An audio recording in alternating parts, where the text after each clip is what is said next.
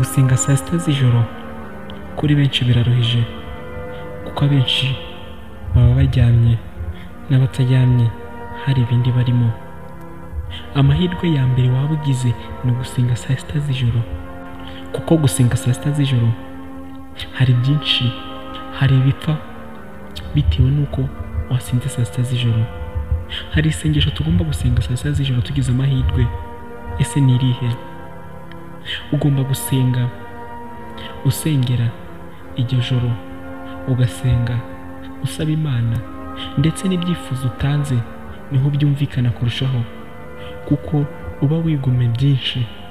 Hari byinshi uba wigomye kandi ubisaba mu gihe cyiza gifite umumaro.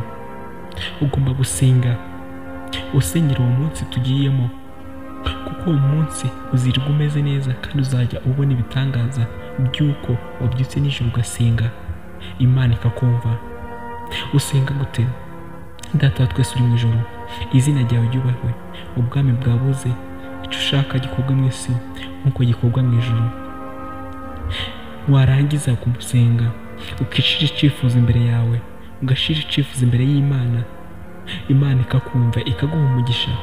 Kandi ndazi ko neza Imana ikumva, kuko uba ufite umuhati wo gusenga, kandi ko n'ibyo wakoze bifite umumaro cyane. Nje ni Mugisha Ben kuri YouTube channel yitwa Ubugingo bw'Ijuru TV. Tugire ubushake bwo gusenga kandi dusenga amasaha meza y'uko Imana igomba kutwumva kurushaho uko twebwe twibyira. Ndabakunda cyane.